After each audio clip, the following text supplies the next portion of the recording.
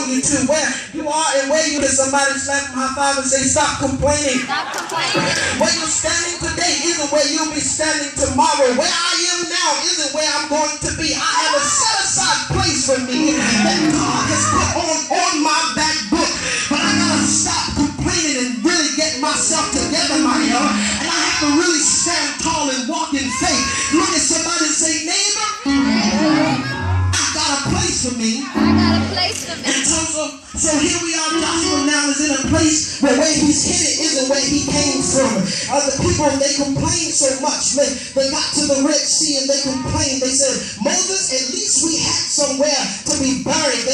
We got killed or died. Now they're in a place where it just looks like they don't know where they're going. Left, right, straight, forward, backwards. But I came to tell somebody that the God you serve, the God you ought to have faith in, will make a way out of no way. Even when you're at a place and it seems like you just won't get over it, God says, I'll be your bridge over troubled water. I came to tell somebody, anybody know him as a bridge today?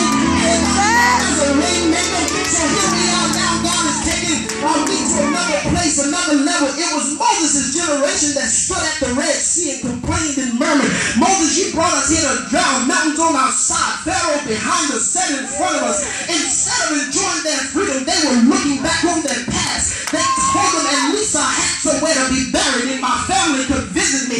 But that's not where God wants you to be.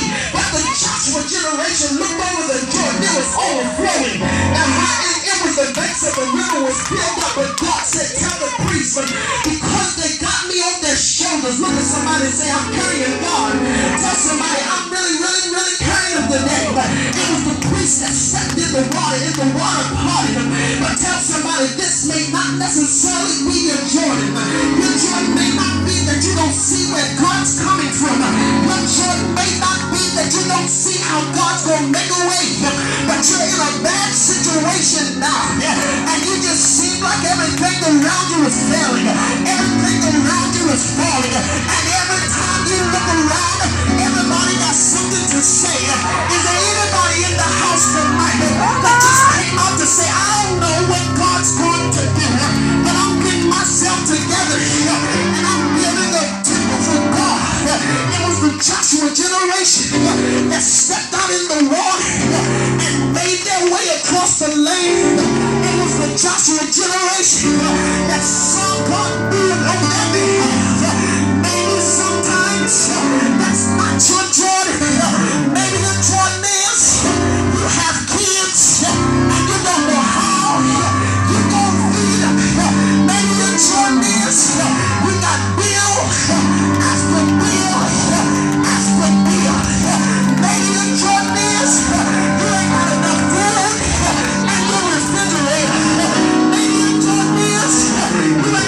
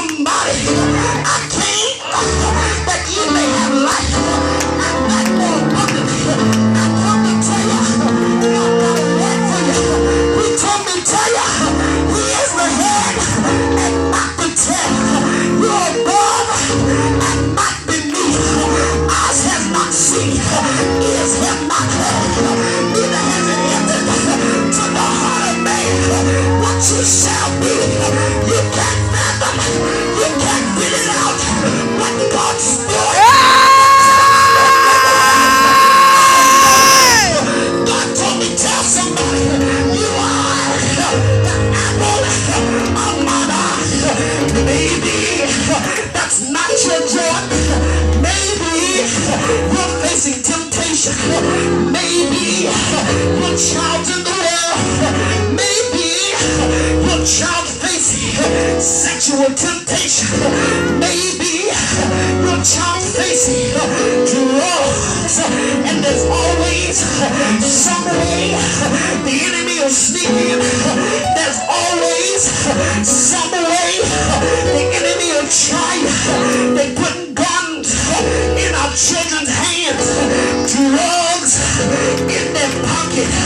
I wish I had a few people in the house that believe God with me, that said the blood of Jesus is against you, Satan.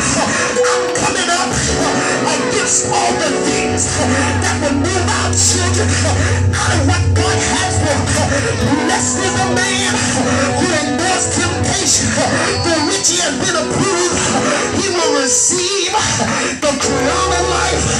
I come to preach and tell you now unto him that is able to take you from falling and present you faultless. I came to tell you I'm tired of being broke.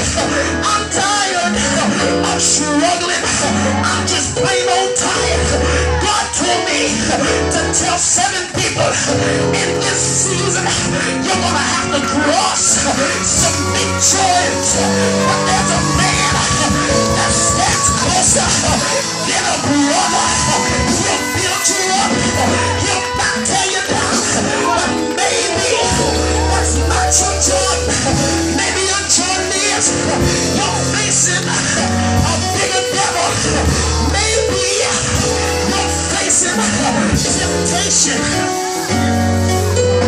There's women, there's men in the church who's trying to live for God, who's trying to be holy, but every now and then the devil will back you in and he'll get a hold of you, and the Lord wants to know, will you still be faithful even while you're being tried? Will you still believe even while you're in mess? But I'll come to tell you, fret not self because of your doers. Don't be envious of others of iniquity. I come to tell you that the God I serve, he's able to do anything but fail.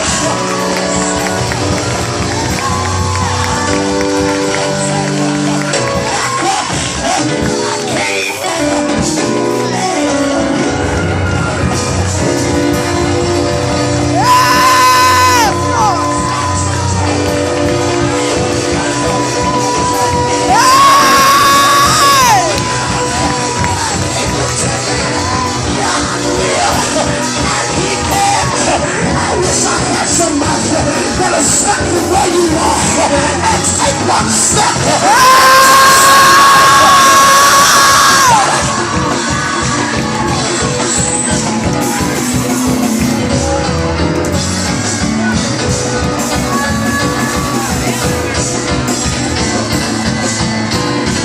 Hold up. I came to preach a little. I came to tell you that God's still able. I don't care what you're facing. I don't care how bad your marriage is. I don't care how bad your friendships are. God told me to tell you, I'm going to see you through this one.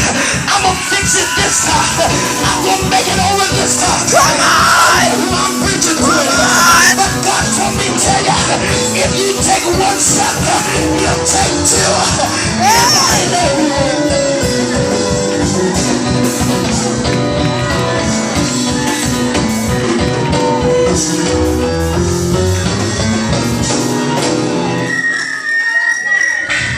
Is there anybody in here that know God will? I wish I had a few people in here that would agree with